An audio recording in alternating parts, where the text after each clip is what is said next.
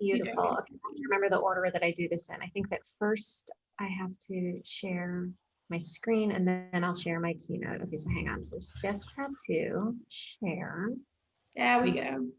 My I insane can see your calendar now. There we go. Beautiful.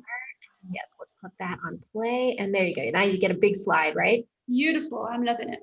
Awesome. Okay, we're going to talk about writing email that sells without being scammy, sleazy, or just plain gross, because that's no fun for anybody. So hi, I'm Abby. I'm the founder of Successful Freelance Mom. I've worked as a freelance writer for over 20 years. I write email sequences and sales pages for online course creators, and I teach moms how to get started in freelance writing. On Instagram, I am at Abbi Perets, and I encourage you, if you like what you're hearing, tag me on Instagram. I'm trying to build a following over there. And all right, so my signature approach to email, and email is my obsession. What I'm going to show you here comes down to building powerful, long-lasting relationships with your readers so that they open every email that you send. Now, there are a couple of things that you need to understand about email, so stick with me as we go through this. Hold on, I am not good at slides. Okay, first up, I love email so much in part because email is intimate. But when I say that, people are like, what does that mean? So I say email is intimate because think about the way you check email. If you're like most of us, email is on your phone and you check it about 10 times a day. And think about where you are when you check your email. Sometimes you're in the bathroom, sometimes you're in bed. Your phone is next to you or in your pocket or in your purse all the time, which is part of what I mean when I say that email is intimate. But the other reason I say that email is intimate is that when you're sharing space on my phone, you're sharing space with other things on my phone, like those pictures of my kids or texts from my husband or messages from my best friend. So you're now sharing space with the people and the things that matter most to me. So that's a really intimate relationship, and it's important to respect that relationship. Now, if you're thinking, okay, I don't know that email is really all that awesome, I'm going to drop some stats on you. And these are from a couple of studies from about the last 6 to 8 months. 73% of millennials prefer to hear from companies by email. 99% of consumers check their email every single day, and more than half of those people check their personal email account more than 10 times a day. Every dollar spent on email marketing generates $32 in return on investment, ROI. So in really simple terms, for every dollar you put into email marketing, you can get $32 back. Pop quiz. Think right now, if I tell you that for every dollar you spend on email marketing, you can get 32 back, how many dollars should you put into email marketing? And while you're thinking about your answer, I'm just going to tell you that conversion rates for emails are way higher than for social media, direct traffic, and search, meaning that more people buy stuff from email than they do for all of those other channels, which is why it makes perfect sense that 59% of marketers cite email as their number1 source of ROI. So when I ask people this question about how much money should you put into email marketing, I get weird answers. I get like $100, $1,000, $47, $1 million. My answer is all the dollars that you have, because for every single dollar that you put in, you're going to get 32 back. So the more you put into email marketing, the more you're going to get back. So in other words, email is very important. It's critical to have in your business because it matters so much. Now, a couple of things that you need to remember when you're emailing people. We have 2 primary rules. So the first one is never lie. This seems basic, but you would be surprised. So don't say something is on sale for 2 days if it's always on sale. Don't say you're going to do something if you're not going to do it. Don't say a presentation is live if it's recorded. Don't lie, because if you lie, you're going to lose people's trust. And once you lose it, you are never, ever getting it back. You need to care about your clients. You need to want to help them succeed. Now, the thing is, if you feel like selling an email is gross, that's probably because you've had emails like this one come into your box. Oops, wait, hold on. Why don't I have this email? Sorry. Where'd it go? Give me a second. Here we go. If you get an email like this that says, Hey Lee, I'm so-and-so's PA, and she asked me to make sure that you saw the email she sent you last week. It's really important because she thinks it'd be perfect for you. So this is an email that goes out to a full list, but everybody gets an email instead of their first name saying, hey Lee, okay? And then the second part of the email is like, oh, can you please forward this on to Lee? So you're supposed to think, oh, I got lucky and I saw something I wasn't supposed to see. But that's not actually true, right? Like that is not a thing that people do. So we're going to talk about some more of the mistakes that people make with email, but apparently my slides were a touch out of order. So rule number 2 is treating people well, treating people the way you want to be treated. So don't send email that you'd be annoyed or flat out mad to receive. If you wouldn't want to get it in your inbox, don't send it out. So don't try to make excuses or justify it or whatever, like just don't send it. If you've ever been in a Facebook group and you see someone post something where they start with delete if not allowed, or I'm not sure if this is okay to post, but if you have to ask, then you know what you're doing isn't okay. So if you wouldn't want your mom to know that you're selling snake oil, the easy solution is don't sell snake oil. If you don't want to have to look your kids in the eye and say, I'm a sleazy marketer, then don't be that sleazy marketer. If you stick to don't lie and don't send email you don't want to get, treating people well, that's already going to put you well ahead of the game. Okay, so now I just want to be really clear on a couple of things. You can write great email and great sales copy in general, even if you don't have a degree in English or a background in marketing or experience working for an agency or any professional experience as a writer. Okay. So now we're going to get into these emails that people send out that are not good.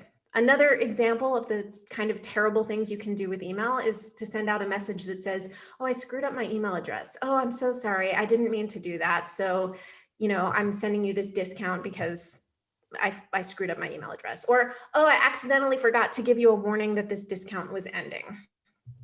Or, this is one of my favorites, we accidentally broke the internet. So the thing is, you don't want to be this guy. This is not who you are, right? It's not in line with your values as a person. But this is what was being taught by some of the biggest names in email marketing for a long time. And unfortunately, there are still people out there who teach these methods. I've seen people selling templates that include what they call the tsunami email, which is actually the template that says, oh, so many people tried to order that our system crashed. Like there's an actual name for that, and that's an actual strategy that people teach. Now, I don't swear unless I'm talking about US healthcare insurance companies or how much I hate pediatric cancer. This is bull duty, okay? Like this is just lies, flat out. No one's server crashed. No one forgot to take down a link. No one accidentally sent you email meant for someone else, which is why if you've tried writing email before and didn't get great results, it's not your fault. If you've thought about writing email and then thought, well, I don't want to be gross, I don't want to be sleazy, I don't want to be salesy, I get you. And all of that stuff will kill sales anyway. Now, I have a system for you so that lets you write all of your emails for the month in about an hour. Emails that you're sending out weekly to a list to engage, to nurture, to build that know, like, trust factor. But in order to write emails for the month and to do the whole thing in about an hour, it's a task that can spread out. It can fill up all this time. So we do some prep work first. We don't just sit down and write all the emails for the month. And we have to know, what are we going to say and how are we going to work with people and how are we going to build that know, like, and trust? So we start with this. Imagine that you're at home and you open the fridge and you see that you're out of milk. And imagine further with me a world where your significant other actually leaves the house every day and goes to work in an office, which is apparently a thing that some people did in 2019 and prior. So you send a text. Now, in my case, I'm a woman and I'm married to a man. So I send my husband a text and say, we need milk. Now, you may be married to a woman, you may be unmarried, whatever, but pretend with me for a moment here that we're talking about a woman sending a text to a man. What are the chances you're getting milk if you send this text? If your spouse is anything like my husband, you are not getting milk. Oh. So instead, you might send a text that says something like, hey, please don't forget to pick up milk today because if we have none at home. And if you come home without it, you're going to have to go back out and get it, and you're going to miss the beginning of the game. You could change this, like you're going to miss davening, right? We're also out of those Cheetos you like. Do they even sell Cheetos in Israel? I think they do. So now you probably have a better chance of getting the follow through that you wanted. So take a look at what happened here. You know your audience, so you've tailored that message to this particular audience. You know what your spouse wants. He wants to be home to watch the game and to eat snacks. So now you've reminded him that it's really in his best interest to stop by the store. So you can do all of that with a simple text message by shifting your focus from what you want, that is, for someone to go to the store and get you milk, to what's in it for him. If he goes to the store and gets that milk, he can also get the snacks he wants. He won't have to leave his comfortable couch after coming home, and he won't miss the beginning of the game. So there are a couple of lessons that we're going to take away from this. One is you always want to be thinking about your reader and what's in it for them. When you think about email from the standpoint of the person reading it, you will be providing value for that person, and you are going to win their trust, even if you're asking them to do something for you. So you can do that by listening carefully to the way people talk, listening to the concerns that they have and the language that they use. This will help you to approach everything from their point of view. So I have a client who brought me some emails that she wanted to send. And she said, you know, in this email, she had this line about, let's work on how to digest your food better, support your body's need for consistent movement, and ensure your body completes its housekeeping duties. Now, she's a health coach. And I said to her, Louise, have any of your clients ever come to you and said, I want to learn how to digest my food better? And she said, no. What they say is, I feel bloated and gross and lazy. So we rewrote this email and we said, let's get rid of that bloated, lazy, gross feeling. So the idea here is you don't want to use professional language and jargon. Instead, you want to listen to what your people are saying and use that language when you connect with them via email. So we can call this write like you talk or be conversational. And it really is true that you don't have to have that perfect grammar or a degree in English to use proper technical language. A big mistake that people make when they sit down to write for work is they think, oh, I've got to use big words and formal language, and that feels intimidating and scary. When I'm working on first drafts, I'm almost always talking out loud. Not quite out loud. I do this weird thing where I like whisper under my breath and I walk around my office or my house and I'm like talking into my phone and my kids are like, what are you like? You're doing that weird thing again. 100% it looks weird, but it delivers great copy. If you can't read your email out loud without stumbling over some of the words, that's a sign that you're not writing like you talk. You're not making it easy. I want you to think about the fact that when you are connecting with people over email, they might want to read certain lines of it out loud to someone else or to retell it. You want to make it easy for them to do that. If you've put in language that's going to trip them up, you're not making it easy for them to share. So when I send out email, I include phrases like, this doesn't have to feel super intimidating, or this is totally awesome, because that is actually how I talk in my head. I am still 19 years old. You might also have heard experts saying things like, you can't use exclamation points in your email. That's totally untrue and dumb.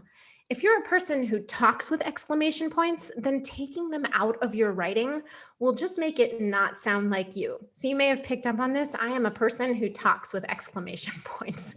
I am self-deprecating. I make fun of things. I use a lot of sarcasm, and all of that comes out in my email because that's what people expect from me. If you're a person who says y'all, then you should definitely use y'all in your writing. I teach this particular class a lot to UK audiences, and I tell them, I don't think that any of you are saying y'all in your daily lives, so I don't want to see it in any of your email, even if it was in a template that you bought or you saw someone else do it and it looks really cute, you really like the way it looks. It's not you. That's not how you talk. And this is why if you've paid money for swipe copy before, you might have felt like you wasted your money because that copy was written for someone else's audience, not for your audience. And it was written in someone else's voice, not your voice. Which is why when I work with templates, when I provide templates to my students, to my audience, I show you exactly where I'm specifically using my voice, and I show you how to change that to your own voice. Another thing that you need to do if you really want to connect with people in email, and this one's controversial, so be sure that you're sitting down and you're bracing yourselves. You have to ditch this ideal client avatar. Now, I recognize that the online business police may come and take away my credentials, but I stand behind this statement. People put all of this time and energy into creating ideal client avatars, and we cut out pictures and we paste them up on the wall, and we're like, hey, this is Darlene. She's 42.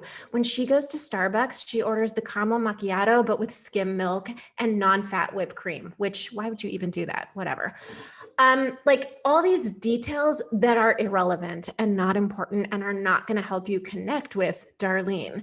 So instead, I have this super crazy idea where you pick an actual human being, a living one on planet Earth, whom you personally know and have spoken to. And from now on, you write all of your drafts to this real human. Like ideally, this should be someone who has paid for your service, right? Who needs the thing that you do. And your email and everything else that you write will sound so much better if you stop writing to that ideal client and you start writing to this actual person. Because then you can say, all right, well, so my actual client, Amy, who has purchased this service from me, knows these things and cares about these things and will get this reference, but not that one. And you can write this email or sales page or whatever it is that you're working on that really feels authentic, that really speaks to that person. That's your draft. You can go back and broaden some things later and make them a little bit less, one-on-one private jokes, but start with a real person. And if you remember, I mentioned earlier, you want to treat people well, right? You want to treat people the way you want to be treated. It would be not a lot of fun for you if you had come this morning and given me some of your time and I had spent the past however many minutes I've been speaking, telling you all about me and why I made Aliyah and like the things I do for fun. Like, who cares? None of you care about that, right? So that's how everyone else feels about you. No one cares about you. I mean, like I care about you and Helena cares about you very much. Like if Sushi is here, like you are right underneath, right? Just beneath Sushi, but no one else cares. So when you send out an email that's all about you, it's not always fun for other people to read. So I'm going to show you something really cool.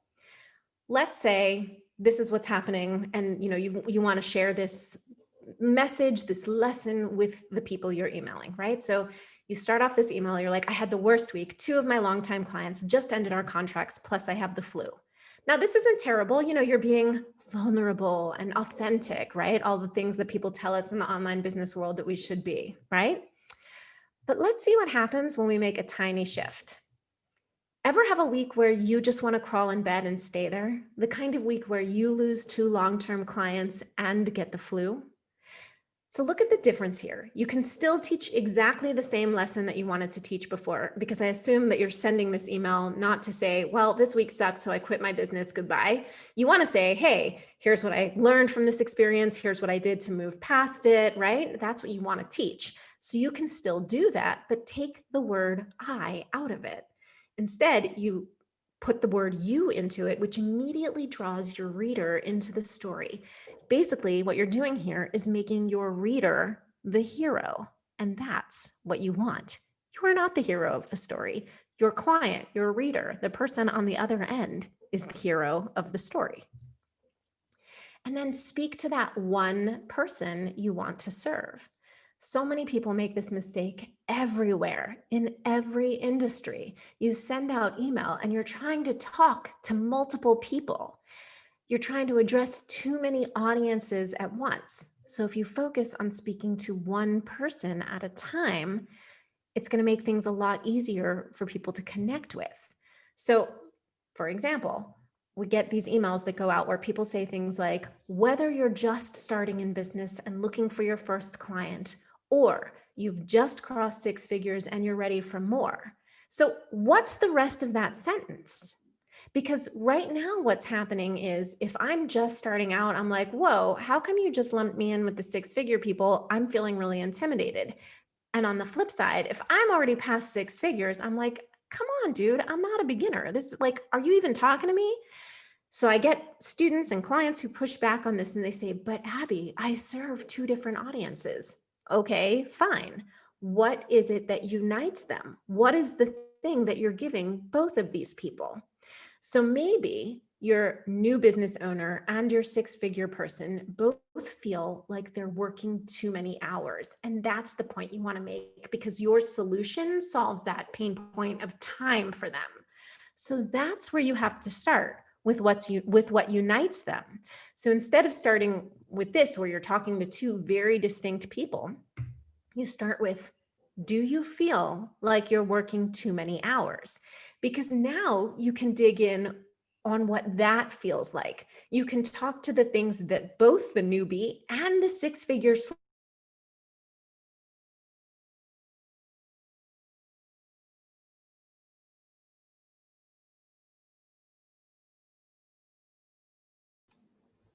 Okay, we lost Abby for a second. Let's see if she comes back.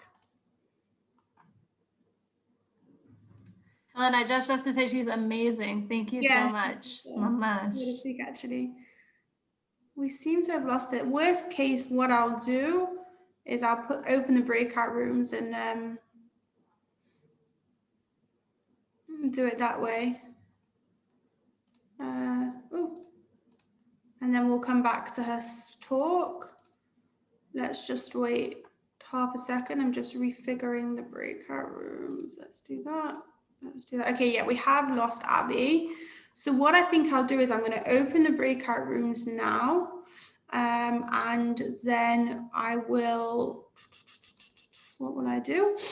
And then when Abby comes back, oh, hello, do you want to speak? Yeah, I can speak now. I had to run out right afterwards. So I'm not going to also introduce herself as well, and then we'll see if Abby comes back, and if not, we'll reopen the breakout room. So Hilla, take it away. Okay, so speaking of email, so I'm Hilla Berg from Hilla Berg Email Marketing. Basically, we're an email marketing agency, which means that we help companies with their email. Much like Abby was talking about, email is the biggest source of ROI for most companies, and that's what we do, is basically help them with their email. That means it can include design if needed, because there's a lot of email, when there are companies that sell products, a lot of times, you need a design. But we also do business emails, one-to-one. And also sometimes it involves other things like building landing pages and even websites when it comes to it, because a lot of things lead one to another. So if you know people, or you're interested in yourself, you need help with your own email marketing, feel free to reach out, and happy to help. Awesome. And Hilla, will you be available for the next breakout room, which will be about 10:20? No, I gotta pick up my son. No problem. Rachel, are you with us? I just noticed you joined, Rachel Cassia. Because you can also introduce yourself if you'd like now. Hello, nice to meet you, everyone. Rachel Cassia. Hi. So would you like to just quickly... I'm not familiar with your format. Would you like to just quickly say what your business is about, what you do? So I'm a body worker. I do integrative therapeutic body work, kind of osteo style, medical massage. And I'm also a master of art in teaching. And I tried teaching in Israel and it was totally overwhelming. So I'm looking at rebranding as a private tutor. I'm an organic farmer. So I'm in holistic care and education. I make, I grow organic greens, essential aromatherapy, tinctures, things like that. I'm looking to sharpen my focus a little more. And that's what I'm checking you guys out for, hoping it will help. Fantastic. Yeah, hope I can help other people too. Brilliant. That's great. Thank you so much. And thanks for coming. Abbi Perets, are you back with us? Gosh, it's like I'm so sorry. No idea what happened, and I can't get back on my computer, so I'm on my cell because we're resourceful and that's what we do. So I don't have slides on my cell, but I can definitely. I'm so sorry. I have no clue what. Do not worry. Yeah.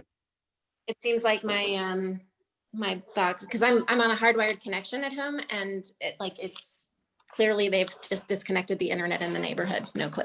No worries at all. Take us away. All right. So what was the last thing y'all heard? Speak to one person at a time. Wow. Okay. Hold on. One person at a time. Okay. So did you hear me go through do you feel like you're working too many hours bit? Anyone? Yes, you were talking about how a six-figure person and somebody just getting started, what's the connection? Right. And how do you market to both of them in a way that speaks to them personally? Okay, right. So instead of starting from the things that separate them, we start from the thing that unites them, which is they both feel like they're working too many hours. So if you start from do you feel like you're working too many hours? Then you can dig on what that feels like for both people. So the new person and the six-figure earner both feel like they're working hours. So they might have those kinds of, physical symptoms, shoulder pain, the jaw pain, questioning your life, snapping at your kids or your spouse, all of those things. All right. So now I'm going to walk you through what I call the WRITE system, WRITE. And this is just, a little mnemonic that I've created to help as you're putting together. So W stands for who are you writing to? And remember, we're not talking about an ideal client avatar here. We're talking about a real person. R stands for research your person. So once you know that you're writing to an actual human, it's a lot easier to think about what does this person need, think, feel, want. And part of that research is going to be interact with your person, have actual conversations. And this is sometimes scary when you're a new business owner, when you're getting started, or it feels a little bit weird. But have conversations with the people who might want to hire you, with the people who you're trying to bring into your business. You've got to talk to them regularly because that's the opportunity that you have to listen to them, to hear the language they use when they describe their problems. And the more conversations that you have with people, the more you're going to hear those words and phrases coming up again and again. And if you can turn that around and use it in your own marketing materials, in your sales pages, in your emails, people will feel like, oh, I'm seen and heard. T is for trusting in your ability to do the work. When I teach my students, I tell them when you get on a call with a client who's hired you to write something, one of the big questions you need to ask them is to say, what do you want to get back? What do you want this to look like? What will delight you if I come back to you 2 weeks from now and I hand you something? What's going to make you super happy? And they will tell you what they want to hear. And then when you do that, you write that and you give it to them. They're like, oh my gosh, this is exactly what I wanted. And you're like, yeah, I know, you told me. And so I did it. And that trust in yourself is also, how you need to serve your clients. So if you talk to people and you have those conversations and you ask them, what is it that you want me to sell you? They will tell you in exact words, exactly what they want it to look like. And if you create that and you offer it to clients, they'll be like, oh, this is amazing. This is exactly what I wanted. Okay. So it's this kind of, it feels like magic, but it's not magic. It's an actual process, but it works.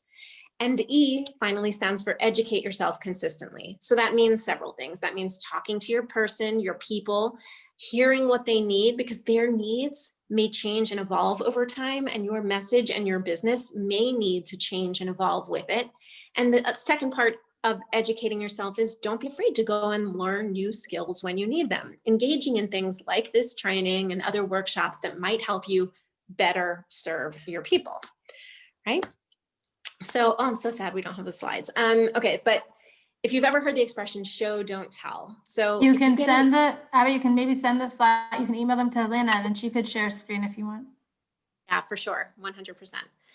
So if you've ever heard the expression show, don't tell, so you might get an email that's telling you how you're feeling. So for example, again, I work with online course creators. So they're frequently sending out emails about, hey, buy this awesome course. And if you get an email that says, hey, you've probably been wondering, will this program work for me? Am I ready for this? What if I fail? Well, some of my clients came to me with those exact questions and fears, and they were terrified, but they took the leap anyway. So that's telling me that I'm going to be successful, but you haven't shown me that I'm going to be successful, and you haven't given me anything that I can really believe in. So what do we do differently? Again, you've got to bring the reader into the story and show me how I feel, show me a transformation that will blow through my limiting beliefs. So I'm going to read you out a different version of that email. So put yourself in this mindset of, there's a course, it costs money, you're thinking about enrolling, you've been getting those launch emails about the course, and here's one that comes in. It's late, Sarah. Everyone else is asleep, but you're still up, clicking over to the world's best course sales page, reading the copy, thinking about your bank balance, and wondering if you're ready for the next step. You're committed to your business, you work hard, and it's paying off. The last few months have shown you what you're capable of doing. But still, this step is a big one. Have I ever told you about Jane? 2 years ago, Jane had her first $5,000 month. It was an incredible feeling. And when she did it again the next month, she felt almost invincible. And then the doors to the world's best course opened up, and she saw the price tag, and all of her good feelings vanished in a puff of despair. What if those 2 months were a fluke? So the difference between email 1 and email 2 is email 1 was telling me, oh, other people have had these fears, but they pushed through and did it. Whereas email 2 puts me into the middle of the story and lets me feel those feelings of fear and lets me go through everything that I am feeling and speaks the thoughts that are running through my head right now. So this is an email that's much more likely to connect with your person and get them to click that buy button. Now, a big question that people have about email is, well, what about the subject line? So a couple of things that I want you to know about subject lines. If you pull out your phone right now and look at your email, what are you looking at? You're looking at who the email is from, not the subject line. For example, I got an email with the subject animals. I am not an animal person, I don't have pets, but I didn't even notice the subject line because the email was from my mom, who sends me bizarro emails with crazy subject lines. So I opened up my mother's email, and inside was a picture of a rooster. And my mom said in her actual email, we saw some whales today, but those are hard to photograph, so here is a rooster. Actual email from my mother. Okay, she sent me a second email where the subject line was possessive before gerund. And I was like, what? And she was unhappy because in an Instagram post, which she called an Instagram article, bless her heart, I had written something about me becoming a runner, you becoming a writer. And she said, it should be my becoming a runner, you're becoming a writer. That was the email that she sent me. And I replied, I am okay with making this mistake consistently. So my mother called me to tell me that we were going to have to agree to disagree. So what I want you to take away from this is my mom is amazing, love her. And you and I both open email based on who it's from, not the subject line. So you want to be a person whose name immediately signals to your readers, I want to open this. I want to read this email, rather than I want to delete this email unread, or I want to leave this email in my inbox today. You want your name to be associated with value, which happens when you fill your emails with value for your subscribers, when you treat them well, when you do not lie to them. When you do those things, you are going to build real relationships with people and make it easy for them to open your email and engage with it. The most important thing that your email can do is building relationships. It's not about selling in every single email. It's how engaged your subscribers are. If you're telling them, hit reply and tell me something, or if you're telling them, click this link or join my Facebook group or follow me on Instagram, whatever, if they're doing those things, they will eventually buy from you. You just may have a longer sales cycle than you might want to have. So let's say you have a client who has or let's say you have a travel agency and you're using email to drive people to book travel with you. Okay, and you know that working with you doesn't cost clients anything extra, and you can actually save them a lot of money. So your clients pay the same price they would pay anywhere else, but you're getting your expertise and you have access to deals that they can't find on their own. So you send out email with the subject, Secrets of the Travel Agency World. The problem is that your clients aren't sitting up at night saying, I wish someone would tell me the secrets of the travel agency world. But they are thinking about, yes, we will be wrapping up. Yes. They are thinking about taking a $10,000 trip for just $1,000, or how to fly business class for less than coach, or getting upgraded to a suite for free. So that kind of subject line is going to do a lot more for people to open your email. And again, it's not totally the subject line, but you need to be speaking to the things that they care about most, not the things that you care about most. And that's really the difference between being an email superhero and, you know, just kind of being another person who sends me email that I delete from my inbox. So there you go. Like I said, I do have a system for writing all of the email you need to be sending to your list for a month in about an hour. And I will drop the link for that. I will send that link over to Helena afterwards so that you guys can check that out if you're interested. And that's what I have for you today. And I'm happy to answer any questions. And I'm sorry that we couldn't. Round of applause for Abby. She was fantastic. Thank you so much. That was great. So a few people messaged me and said they had questions. So the first person was Yanina. Was your question answered, or do you still have a question, Yanina? I have two questions. One, you said in the beginning that if you lie to your clients, you will lose their trust and you'll never be able to regain it. So my question was, wait, where are they? My question was really about like that concept of like cancel culture, or just like, is there really no way back? Like if you make a mistake and you lose someone's client's trust, is there really no way to regain it? Okay, so if you flat out lie, if you flat out do bad things, I think it's going to be extremely hard to regain trust. If you make a mistake, I think mistakes are human. I think that as long as you own your mistake, you go and you say, hey, I screwed up. Now, do you want to be specific? Do you want to talk to me about like the kind of mistake you're talking about coming back from? I'm not thinking of something specific. It was just like that phrase kind of surprised me. Like you said, like you will never regain the trust, and like just extreme totalities always make me question. 100% agree with you. Here's the thing. I think that if you are genuine in wanting to reconnect with people, if you are genuinely sorry for a mistake that you've made, you can earn back people's trust. You don't have to be perfect. So for example, I tell my own students, when I screw up things with clients, I tell them what I screwed up and how I screwed up and what I would do differently in the future. So for example, I had a client who wanted to pay me an insane amount of money, like $750 for a weekly blog post that was going to be about 500 words about something technical. And I screwed it up. And I was very specific with my students when I like kind of walked through this process. Here's what I screwed up. Here's how I screwed it up. Here's what I would do differently in the future. Here's what you should take away from this. So I don't tell them I'm perfect at running my business. So you don't have to be perfect, but if you flat out lie to people, like if you say this workshop is normally $1,000, but today only I'm selling it for $37, but you always sell it for $37, people will not trust you. They will know you're a liar. That's my point. Okay, thank you. And I had one more question. Was you said don't do things that you hate when other people do. I hate getting an avalanche of launch emails. And I was just curious about what other practices you have for when you're really launching or opening a program of how to. It's really important when you do something to make your decision going in. If you feel strongly that everyone on my list needs to be in this program, and I'm going to send out these emails with integrity and with my heart, because I know that it's going to make their lives better, that's a legitimate choice. What I personally do with my own list is if it's my program that I'm launching to them and I believe that they need it, I don't necessarily give them an option to opt out of these launch emails. If I'm an affiliate for someone else's program that maybe is not the best fit for everyone on my list, then I will create those very specific opt-out links. Like, hey, if you know that Lisa Johnson's one-to-many is not for you, click here and I won't talk to you about it ever again. And then I tag them in my email service provider so that they can avoid those messages.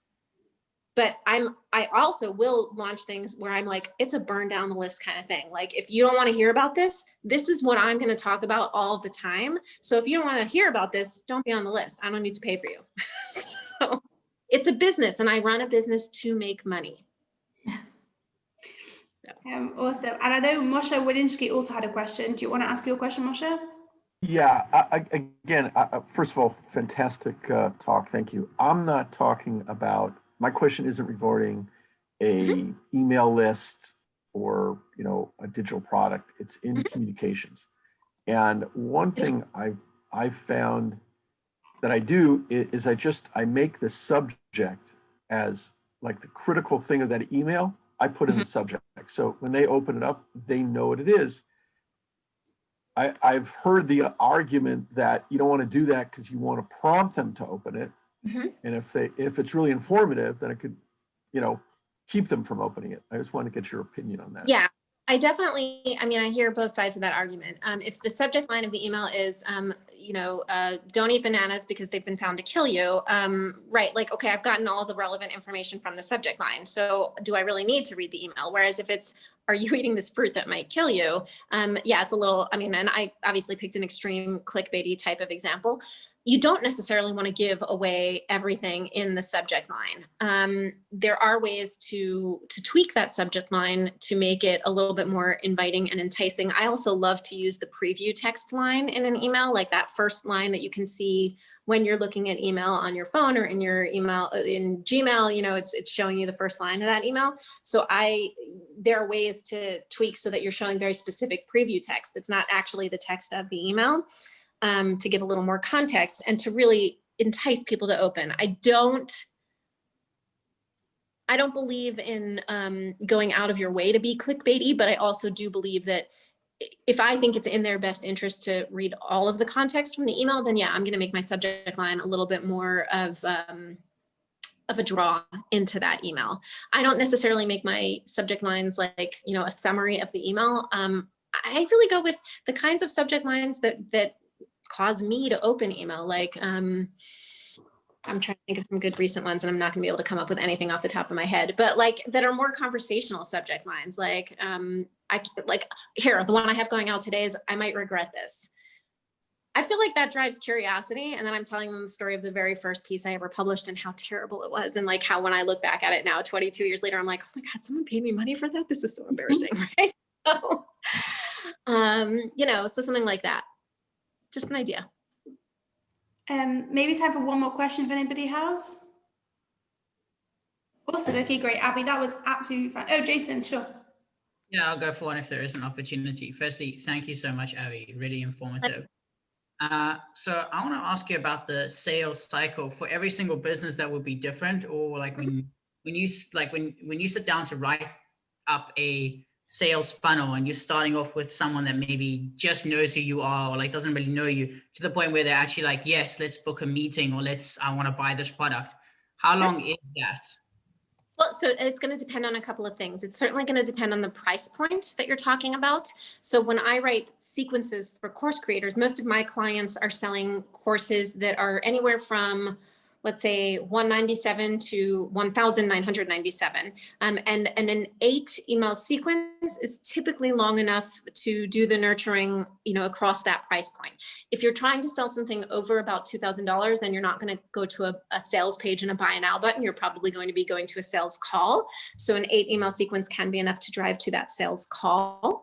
If you're talking about a $2 million purchase, then that's a totally different kind of thing. If you're talking about a $10,000 service, again, I think that you would be pushing to get them on a sales call. I find that an 8 email sequence, especially if it's done well and it's done with real engagement, like, where you're linking to, within the sequence itself, if you're linking to bring people into your world more deeply, bring them to YouTube videos that you've done on the subject, bring them inside a Facebook group where you can continue nurturing them, bring them to see you featured on Entrepreneurs on Fire, things like that, like establishing your credibility markers, bringing them into your world, letting them get to know you, that an 8 email sequence done well can accomplish an enormous amount. Yeah. Awesome. Thank you so much, Abby. That was absolutely brilliant. I really, really enjoyed that. I'm now going to put you into breakout rooms. It's now 10:30, so I'm going to bring you out about 10:40, 10:45. So in 3, 2, 1.